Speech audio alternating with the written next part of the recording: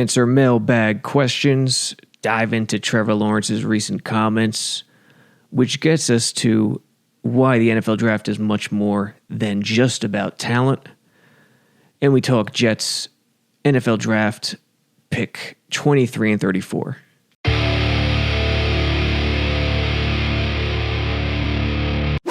Sabo Radio back again. And looky here, just 6 days after the last episode, no hibernation. We're rolling, looking to do 2 podcasts a week, and off we go. Maybe a live stream here and there. JetX just did a live stream. Me, Nania, blew it on Wednesday. It was a marathon. If you stuck with it all, I mean, I tip your cap. I tip my cap to you because that's a hell of a thing. I question what you're doing with your nights, but hey, it's a Wednesday. You know, it's not like I have a life. I mean, I had a life years ago. Not no more. Double negative. But back again. Today we'll go through some mailbag stuff. A lot of questions sent in. I got 3. My apologies to those I didn't get to, but you know, we could do this pretty much every episode moving forward. Maybe we'll do a mock draft in one of the simulators, and we'll also talk about the Trevor Lawrence comments and how it translates into talent evaluators making decisions in the draft. The good thing for Jets fans, and it's a great sign, I mean, you've heard it over and over again with Joe Douglas preaching culture and character. Yeah, you roll your eyes every time he says it at this point, but it's very important. It's critical to football building. Mark Schlereth had some words on the Rich Eisen show we'll get into a little bit, and Mark Schlereth is a friend to all Jets fans right now, obviously. We'll also get into that a little bit. First, mailbag. Yoshi from Uptown Manhattan.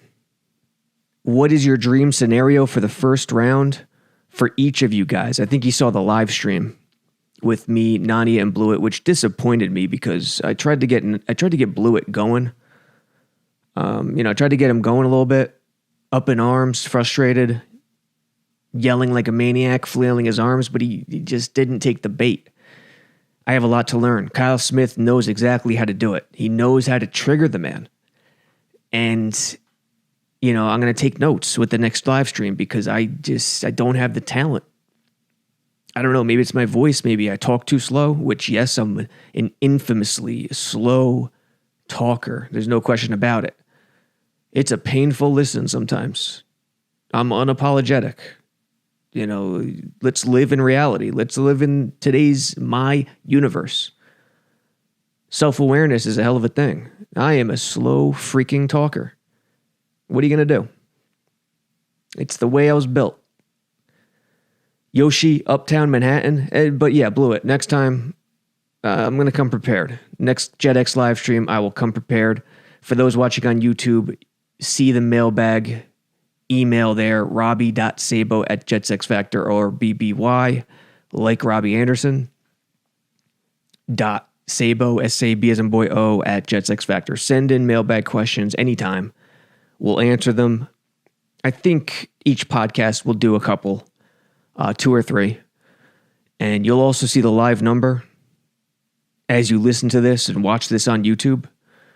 Obviously, I'm not live right now, but I want to leave that number there for everybody when we do live streams for people to call in. Because, again, if I'm doing this podcast by myself, I want to mix it up. I want people to call.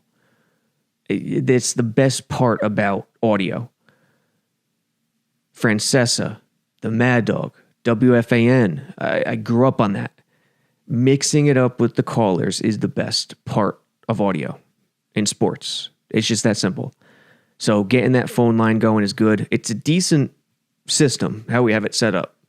Last couple of streams, we haven't really taken too many calls. Haven't had too many callers, actually. Got to make sure everything's on the up and up, technical-wise with that. But prior to that, we had a bunch of callers call in, and we'll continue with that. But for now, all the info's there. Mailbag, let's go. Yoshi from Uptown Manhattan. What is your dream scenario for the first round for each of you guys? Do you think about moving back out of 23 if your guy isn't there? And how far would you go back? Yeah, I would think about trading back. There's no question. In the live stream with Nania and Blewett, I can't remember if we did trade back or not, but there was a point where, in one of the simulators I've done recently, where there's no one really there and you could trade back 1 or 2 or 3 spots and still get your guy. Trade back is an option to me. Trade up, that would take something very special. And I think maybe only a JC Horn, if he slips a bit into the late teens, would I think about trading up. I want as many assets as possible. I don't want to mess around in terms of trading up and giving up assets. This team has a lot of holes, and I want to acquire as many possible talents as I could if I'm Joe Douglas. Trade back. Dream scenario, Yoshi asks. Well, 23-34, Zach Wilson at number 2, 23. To me, it's because interior offensive line so deep. To me, 34 is where I'm targeting interior offensive line. I'd be happy with Wyatt Davis at 34. Creed Humphrey is an interesting choice. I don't know how much he fits the Jets, and he's also a center, if I'm not mistaken. So Creed Humphrey is interesting. I don't know if I'd pull the trigger on him at 23. And if you're watching right now, we're using the Draft Network simulator. We used Pro Football Network last time. Here's Draft Network this time. Look at this. Kyle Pitts fell to number 12 in this simulator, which is possible. Andrew Golden, one of our writers at JetX, recently did a mock and put Pitts at 13, and a lot of people are slamming him. But this is what happens. People see mocks. All the mocks look the same. And if anyone varies from that result, that consensus, people get slammed. Yet when the draft comes, crazy stuff happens, and then everyone forgets about it. It just look to last year. Look to history. It happens all the time. So don't slam Pitts to 12 or 13. That could absolutely happen. I don't think it's going to happen, but it can. At 23, the dream scenario to me is obviously JC Horn at 23, which is not going to happen. And then interior O-line at 34, Wyatt Davis. Alternative dream scenarios are Greg Newsome at 23. In this mock, Newsome went 21 to the Colts. I would not trade up for Newsome. I would think about it for Horn, but that's it. Elijah Vera Tucker is the other option at 23, which would make 34 interesting. Tevin Jenkins, also another option. But again, dream scenario, Horn or Newsome at 23, Wyatt Davis at 34, or another interior offensive lineman who could fall. It depends on scheme. Again, Wyatt Davis could handle the zone scheme. He could handle the wide zone. Creed Humphrey, I don't know. It's a bit of a mystery to me. I'm not going to lie and pretend I've watched a ton of tape on this guy. I haven't. He projects as a center coming from Oklahoma.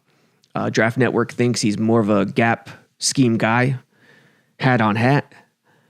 Can he play zone? I don't know. I know Wyatt Davis can. That's the difference. Trey Smith is another interesting guy later in the draft. So if Jalen Phillips is available at 23, it's not like I wouldn't hesitate, but he's also an option too. And then try to get your interior offensive lineman. If you don't get him at 34, get him later. Corner, Nania and Blewett feel like corner is a little deep, maybe even deeper than interior offensive line after 34, after 23 and 34, and that's possible. But right now, yeah, dream scenario, JC Horn, but that's dream. Again, dream. Daniel, with these mailbags, I'm not going to give the last name out unless you guys tell me it's okay. And also, if you're on social media and you send in a mailbag question, you want some attention for your social media accounts, send that over to Twitter, Instagram, any of it. Daniel asks, with so many holes in the current roster, it seems likely that one or more will remain post-draft. Yes.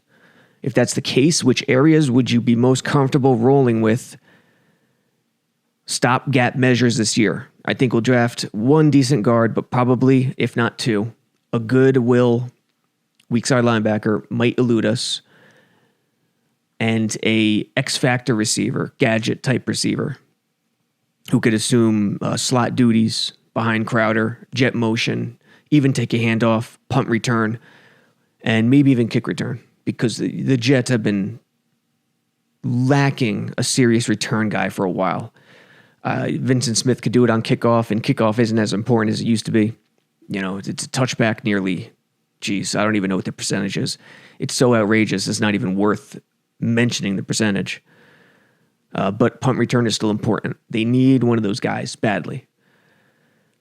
The running back and tight end positions, I'm also not confident will get adequately resolved in 2020. So what would I be most comfortable with rolling in terms of stopgap measures?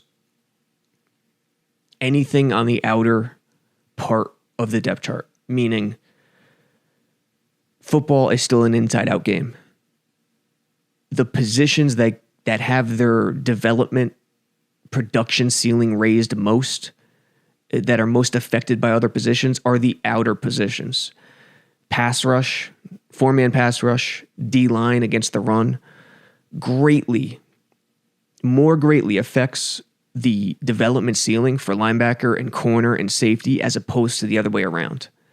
A great safety is not affecting the ceiling of a great edge player nearly as much as the other way around. Same with offensive line to quarterback or offensive line to running back. Quarterback's the one exception. You kind of put him on an island. But still, offensive line to quarterback is a huge deal compared to the other way around. A great quarterback doesn't help an offensive lineman as much as a great offensive lineman helps a quarterback. The great receiver doesn't help the offensive line as much as the offensive line helps the great receiver. It's inside out. Everything trickles from the inside out. So in that case, they need cornerbacks badly. They need linebackers badly. You could use a tight end.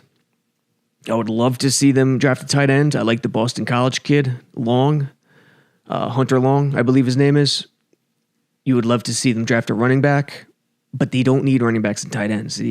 Herndon, Croft, Wesco playing fullback. They still have Griffin. At running back, you got Ty Johnson. He's the speed demon. You got Pirine. Douglas gave up a mid-round pick for him last year in drafting him.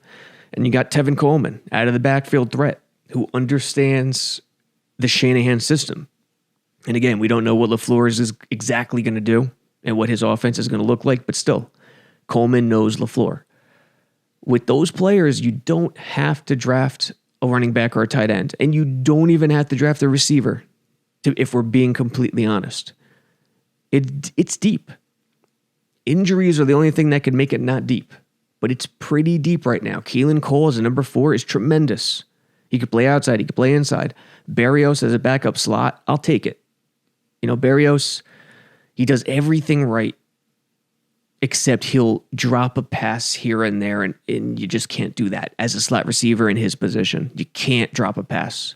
You can't drop one pass a game. Sometimes they're difficult catches to make, and it goes down as a drop in the books, but still, you got to catch everything in sight if you're in his position. I guess he's the de facto punt returner as well. He's the de facto backup slot. I would rank it like this. Corner, I would say, is by far, if everything is even, corner is the biggest need they have. But everything's not even. You got to protect Wilson. We talked about this on the live stream. So because of Wilson at number 2, interior offensive line is the number 1 need. I like George Fant at right tackle. His athleticism, I think, is going to prove even better for him in the LaFleur system. Gase was a zone running guy as well. He did mix in some gap principles. LaFleur is a zone running guy, but not all zone running schemes are created equal. LaFleur loves the wide zone a lot more. And when I say LaFleur, I mean Shanahan. Gase was inside to mid, tight even sometimes, with a lot of flash action, with a lot of split action, inside zone split, between the tackle stuff, which is why Frank Gore actually worked better than Pirine last year. And I know as much as all fans wanted to see Pirine, Frank Gore was the better option in terms of helping develop Darnold and trying to win games. Now, I think Pirine will have a better go of it with LaFleur's system, but that remains to be seen. So to answer your question, it's a tough one, but I'd say they have to get a linebacker, they have to get a corner, they have to get interior linemen. Other than that, everything's up for grabs. Linebacker, I guess I'd feel most comfortable with in a stopgap scenario, then corner. Running back, tight end, receiver is off the board. It's linebacker and corner. I'm not even considering running back and tight end because I think they don't have to draft a guy in those two positions. Anthony, last mailbag question of the day. The media has an agenda against the New York Jets. Why is the media so contradicting? For a few years, all we have been hearing from a good portion of the media is how Sam Darnold can't play. Now that the Jets have traded him, the same media that was saying Darnold is trash is saying that it is a mistake to trade Darnold. Which one is it? Your thoughts? Whenever you get, and first of all, thank you, Anthony. Whenever you get into these scenarios where you find or you feel that the media is being contradictory, my advice is always to get specific. Be specific in your criticism. Which media? Who? Is it ESPN? Is it one particular person? That's very important. Because I know in today's world, the mainstream media gets lumped into one group as opposed to independent coverage. You can't paint everybody with the same brush. You just can't do it because then your criticism lacks that specific information and detail that's needed. So whenever you get into this situation, you feel something's wrong and you want to comment about it, get specific. Who is contradicting themselves? Which company is contradicting themselves? That's very important. What I'd say about the media is, Darnold, I wouldn't say the media has always claimed Darnold can't play. In fact, I kind of think the reason it hasn't been that way is because of Adam Gase. The narrative behind Gase, and even to a smaller extent, the narrative behind the Jets organization as a whole, who even though, they haven't won in the past 10 years, they haven't been in the playoffs, so they deserve a lot of blame themselves, they get unfairly dumped on at times. So with Gase in the mix, I haven't really seen mainstream media or anyone significant mainstream voice say Darnold can't play. I think it just, Gase kind of screwed that narrative up. And for Jets fans who love the return Douglas got for Darnold, a second, a fourth, and a sixth, thank Adam Gase. Without Gase, if Darnold put up this production, he's not getting that return, Douglas. There's no chance in hell. Now, without Gase, is Darnold putting up better production? Quite probably. With a better offensive line, his rookie year, is his confidence on the upswing instead of the other way around? Yeah. So I don't agree with the part that the media was unfairly dumping on Darnold and now he could play in Carolina and it's going to be roses and it's going to be great. For the most part, the mainstream voice, there's going to be more optimism when a failed third overall pick goes to a new team, because mainstream voices don't want to dump on franchises every chance they get. What I'll say about the mainstream media is this. The Jets, especially, the rabid fan bases, New York, Chicago, Boston, Philly, mainstream media is very smart and how they handle those franchises, especially in the social media age. And whether this was their intent or not doesn't matter. This is what it is. Social media dictates traffic. It dictates the narrative.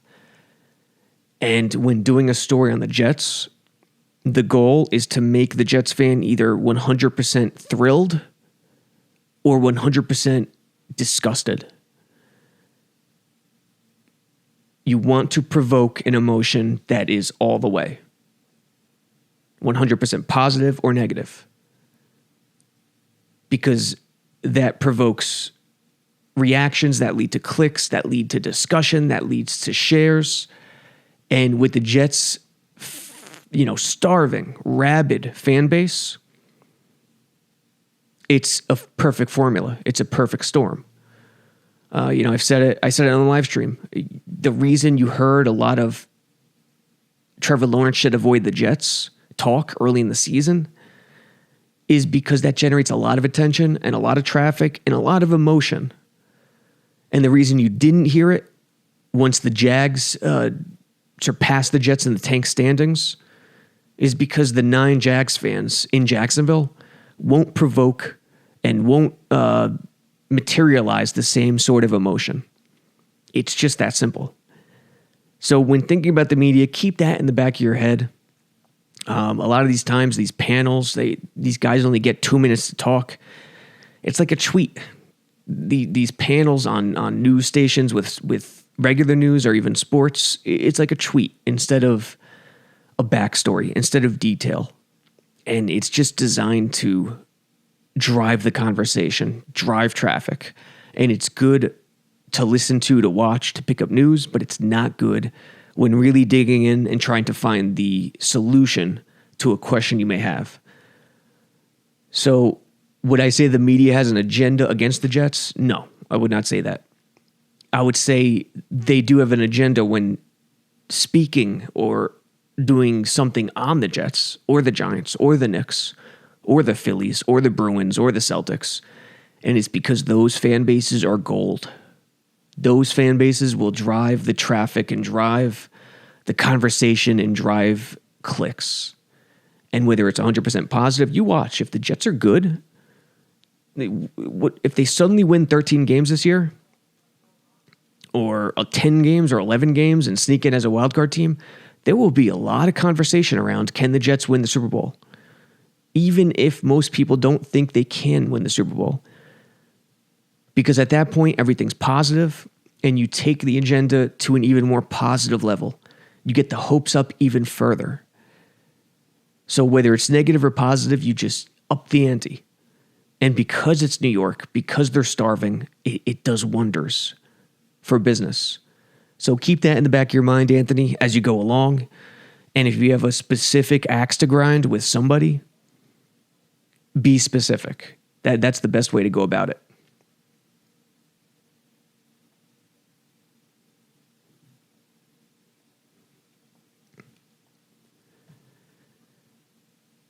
Speaking of Trevor Lawrence, good old Sunshine, remember the Titans? The laid back, he's from the South, but he's got California kid written all over him, even more so than Sam Darnold, the way he looks.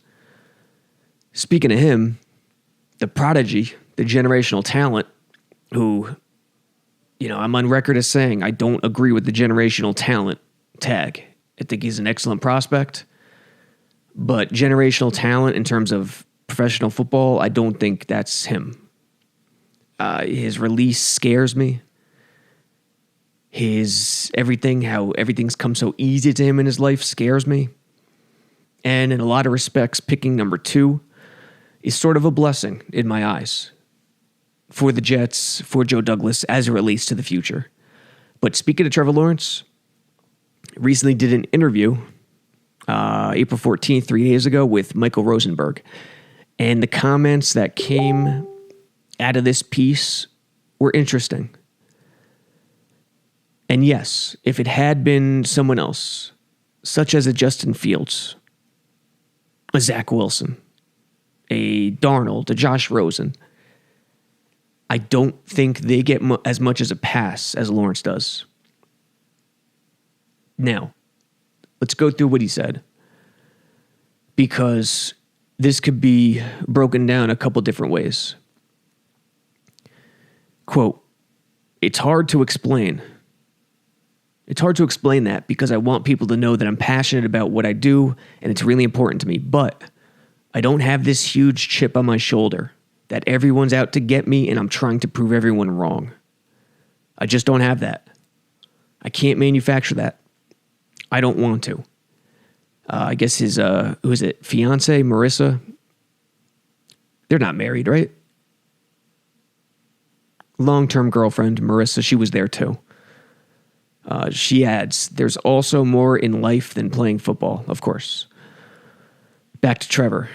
And I think people mistake that for being a competitor. I think that's unhealthy to a certain extent. Just always thinking that you've got to prove somebody wrong. You've got to do more. You've got to do better. End quote. Of course it's unhealthy, but that's the trade-off. See, that's what people in the public spotlight have to deal with. You see the millions of dollars. You see the fame. But hardly do you ever see what's exchanged for that. You know, for financial security, a lot's given up. Privacy is given up. For a chance to be a god, for a chance to be immortal, normalcy is given up. These guys, NFL athletes, I mean, it's even worse in the NBA because there's so little, so few guys compared to the NFL, but the more famous you are, the more you give up. It's a bartering system. The more you work on something like a rabid animal, the more you give up in your personal life. You know, anyone could say it. Just go ahead and build a business. Go ahead and do it. Go get it done. What's so hard? What's so hard is the sacrifice that goes along with that. The sacrifice that people don't see. And for Zach Wilson, for Trevor Lawrence, Justin Fields, these guys have to sacrifice a lot for the millions of dollars, for their place in the NFL. That's reality. Now, we live in a very different world compared to decades ago. Michael Jordan started it in the 90s, in my mind. The win at all costs mentality. It was there previously, but the win at all costs for championships mentality. Jordan started it. He was a jerk, and for that, he had to be a jerk. He had to rub people the wrong way. Tom Brady continued it. You think Tom Brady's life is normal? I mean, it's very possible Tom Brady's not at peace, and he never will be at peace, because his internal drive makes it so. Because he values winning Super Bowls and his professional football career above all else. That could very well be the truth. Yeah, he has a family. Yeah, he has Giselle. But what if Giselle's just like him? And she has that same internal drive? And what if they're great parents, but still, there's that nagging thing within you that you have to be the best no matter what, and you'll sacrifice other things in your life that are not as important. No matter what the truth is, these words from Lawrence do matter when evaluating prospects. That internal drive matters. Everyone's talented in the NFL. You know, Ryan Leaf was extremely talented. It's the character traits that separate the guys who make it and the guys who don't. It's even more of the character traits that separate the guys who become immortal, like Brady, and the guys who have great careers. And that's a huge part of the process. It's hard to identify. It's hard to know who has what, but that's got to be part of it. Are these comments from Lawrence a huge deal? It depends. I mean, a lot of people will say, hey, if this way works for him, God bless him. And maybe it does. Maybe this laid-back way works for him at the next level. And he becomes a champion. He becomes everything he wants to be. But to completely wave it away and tuck it away and think it means nothing is to be an idiot. Simply put, it means something. The question is, to what extent does it mean something? If I'm drafting 1 or 2 and that guy is tied to me at the hip for the rest of my career, most general managers only get 1 shot in the NFL. If that guy's tied to my hip and I got to get it right no matter what, I'm sorry, this concerns me. Let's not lie to ourselves.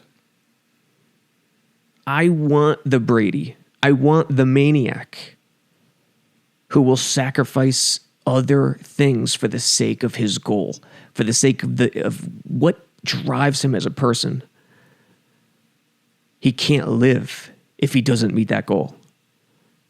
I want that guy. I want that guy with the internal drive. Maybe Lawrence has it, and his comments don't mean that he doesn't. On Twitter today, I think he tried to back up the comments a bit.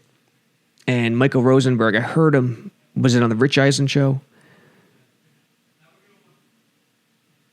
I heard him talk about it, and Rosenberg told him, he's like, listen, people might take these comments the wrong way. And his response to Rosenberg was, I don't care. So be it. It's okay. Let's see what he said on Twitter. Lawrence, it seems as if people are misreading my sentiment. I am internally motivated. I love football as much or more than anyone. It is a huge priority in my life, obviously. I am driven to be the best I can be and to maximize my potential and to win. Capital letters, W-I-N. I have a lot of confidence in my work ethic. I love to grind and to chase my goals. If you can ask anyone, you can ask anyone who has been in my life. That being said, I am secure in who I am and what I believe. I don't need football to make me feel worthy as a person. I purely love the game and everything that comes with it. The work, the team, the ups and downs. I'm a firm believer in the fact that there is a plan for my life and I'm called to be the best I can be at whatever I'm doing. Thanks for coming to my TED Talk. LOL. I guess the only commentary I would have is Lawrence didn't strike me as an LOL type person, but listen, I forget who it was in the Rosenberg article who said Lawrence could retire tomorrow and walk away from the game and still be happy. That's a hell of a thing. That's a hell of a thing. Could Tom Brady ever say such a thing? No, there's no chance. So it matters. I don't think it's as big a deal as some people are trying to make it out to be. Lawrence could get away with it based on his stardom in high school, coming out of high school, now coming out of college. He can get away with it more than others, but it's all part of the character, the culture talk, in which the Jets and Joe Douglas fully understand. Douglas has been preaching culture forever. It's not just about talent. Mark Schlereth was on Rich Eisen, and Mark Schlereth, who's been clowning around with Jets fans for the last week, I'd say. Jets fans, here's just a little advice. Don't let it get to you. That's the reaction he wants out of Jets fans. He wants you to get all up in a tizzy and up in arms and loud. That's what he wants. Why do you give him what he wants? Assess what his goals are in trying to provoke you. And once you do that, you come to a clear understanding that if you respond in a certain way, you're giving the man exactly what he wants. Now, was it done with malice intent? Not at all. He's joking around. He's being Ric Flair. He's being the heel. He's playing the part. That's what he's doing. And it's funny. To me, it's really funny. But there's a way to respond and react to it, to play along, rather than give him and Jets haters the satisfaction in knowing that he got to you, that he got under your skin. Be the babyface instead of being the fan watching the babyface and the heel battle. Do that. That's the key. Kudos to Schlereth for what he did, because it was a solid week of social media activity that provided some entertainment. But Schlereth, he hopped on the Eisen show, which I included in this story that you see on YouTube. This New York Jets regime understands the NFL draft isn't just about talent.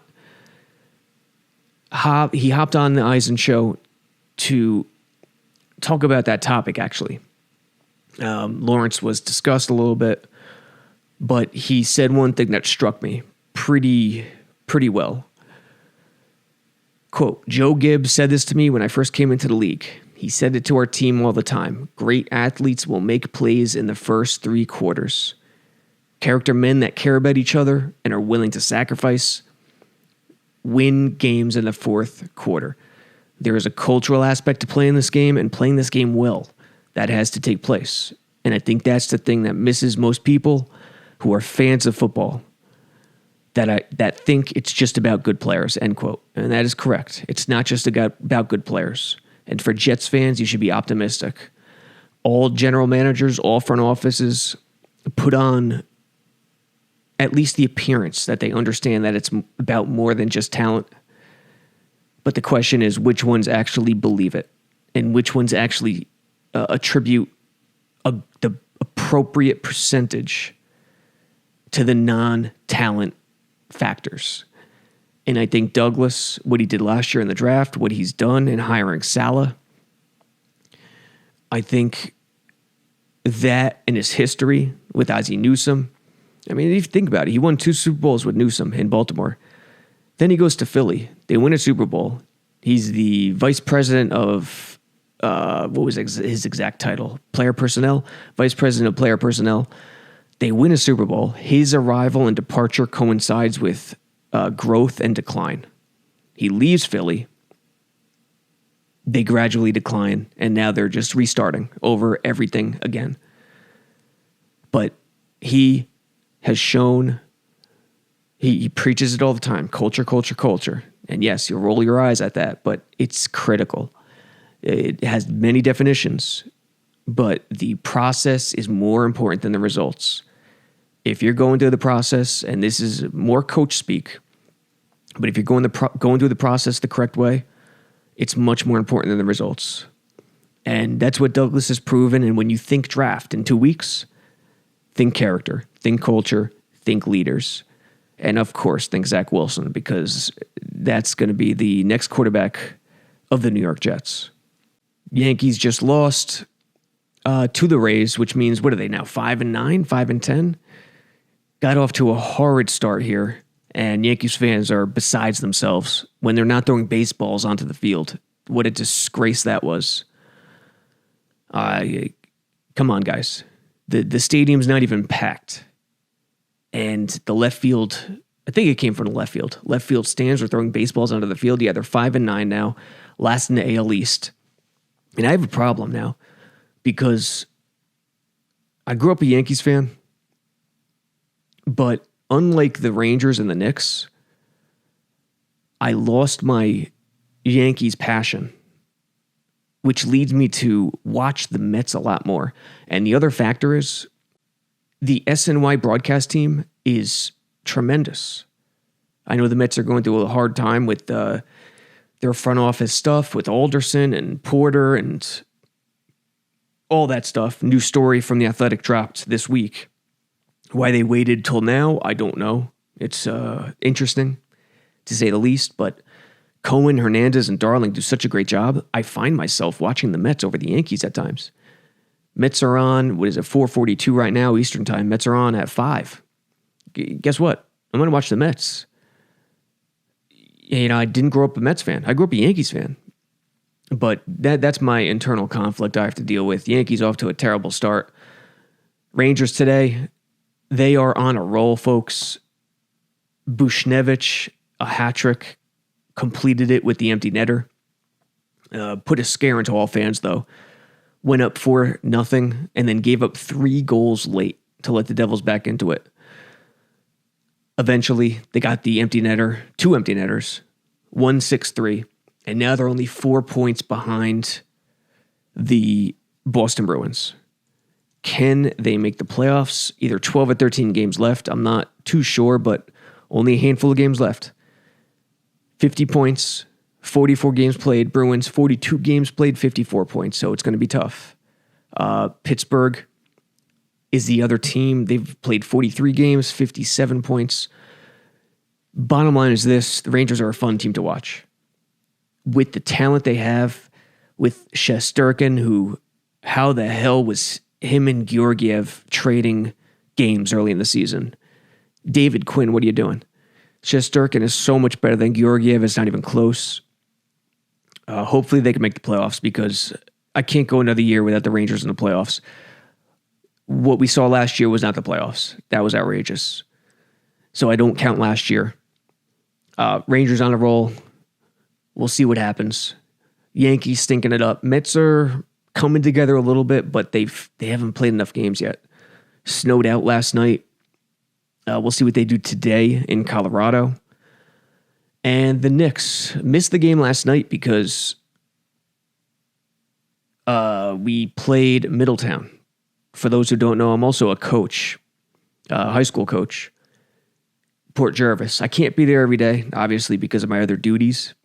But I check out the film, help put in the defensive game plan during the week, over phone, over the internet. And then I'm the guy in the press box upstairs on game day, on the headset with the head coach, with all the coaches. Port Jervis knocked off Middletown 14-7 last night. We scored first, 6-0, penalty, backed up the extra point, 5 yards, missed the extra point. Middletown came back, scored, hit a good chunk play against us on a post play to number 22, Rodney Bell, who is a stud receiver for Middletown. This kid runs routes tremendously. So what we did was we bracketed him all game. Played a 4-2-5. Hoped our 3-tech and our 1-tech could handle the inside. Sometimes they play the flex bone, which means they run it to the outside a lot. And as long as our inside could hold up, we would have strong safeties coming off the edge on either side, depending on motion, and the backside strong safety drifting a bit. So as long as our one corner could handle the other receiver, our free safety bracketed Rodney Bell with the other corner, and it worked. We gave up one chunk play to him. It led to a 1-yard touchdown run. We scored in the second quarter to go up 14-7 with the 2-point conversion and held him out for the rest of the game. First Port Jervis win against Middletown in the Bell game, they call it. Interesting, Rodney Bell, not related to the Bell game in any way, but 2 Bells in the story here. And, Port Jervis, undefeated. It's such a shame because these kids got robbed. This was their year to make a run in states. Last year was my first year, the head coach's first year, who I played with in high school. And it was a 4-7 or a 3-7 team before that. We only lost 2 games last year. One districts got to the state semifinals, lost 8-7 in the state semifinals. So it's a shame that COVID hit and they had the season taken away. There's obviously no state tournament in the spring this year, which means just one district game. You got to feel bad, but at the same time, they just did something that hasn't been done in 7 years, beat Middletown, which is a much bigger school than Port Jervis. And they have a chance to win districts or regional, whatever they're calling it, next week against Marlborough, which is interesting because Marlborough was the school Nania attended before he moved. I think he moved in high school and he grew up in the Marlborough area, whatever that city is, that district, and attended that school. So we play Marlborough next week. Late night last night with that game, missed the Knicks game. Knicks still in a position to make the playoffs, but we'll see what happens there. Yeah, with the win over Dallas and good friend KP, they moved to 30-27, 3 games over 500. Who would have thunk it? I wanted Thibodeau badly for the last few years. They finally pulled the trigger. And even though a lot of people were concerned about his usage of minutes, it's worked out. At times, Randall has looked exhausted. There's no question. But Barrett has taken the next step, and Alec Burks has been huge. He is sometimes the number 2 option behind Randall, depending on how the game's going. Peyton, quickly is everything you want, except you don't know with the floater, with the 3, you don't know if he could finish near the rim. He could do it in college at Kentucky, but he just doesn't have that frame to finish at the rim. And the other thing is his shot is slow at times.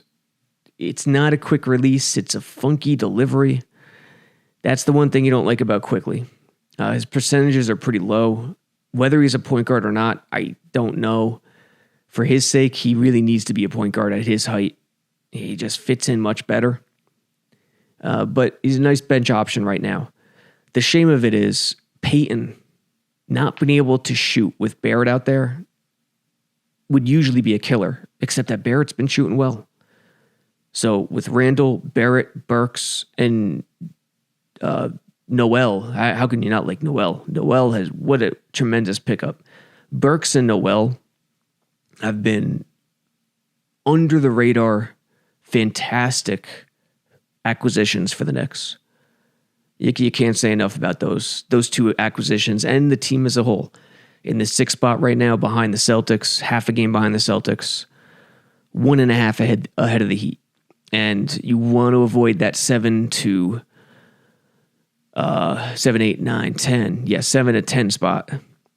Because that's the play-in seeds where the top 6 don't have to play in. So, Mets in 10 minutes. Obviously, this is not live, so they would have already played or would be playing while you're listening to this edition. Draft in 12 days. As soon as I wrap up this podcast, I'm going to do some Zach Wilson film. So be on the lookout for that. I know Blewett's going to do a lot of stuff too. We got 12 days to cram it in, and it's coming. The mock draft simulator up on JetX is still there. It's not as great as it was when it first came out in terms of, there's mock drafts everywhere. What we added was the chance to build the entire team. We added free agency. We added trades in terms of Watson and Russell Wilson and player cuts and all that stuff. It's still there, but now that the offseason is over, other than the draft, in terms of ranking mock draft simulators, it's not even close. Pro Football Network and Draft Network are so much better. So if you're just looking for a mock draft simulator, check those guys out. Those sites are great. Ours is still there. Rankings aren't as great. The trade options aren't as great. We do have trade options, but if you have some free time, check out the draft simulator at JetX and be on the lookout for film. It is coming, and there's only 12 days until the Jets officially announce the next face of the franchise. Everyone thinks it'll be Zach Wilson. As I stated in our last podcast, I think that's the right call. I think what he's done at BYU translates much more easily and much more clearly than Fields does at the next level. But we'll see. What the Niners do will be very interesting. Everyone thought it was Mac Jones or Trey Lance. Now a lot of people are thinking it might be Justin Fields. Fields had that second pro day set up specifically for the Niners. So we'll see. Until next time.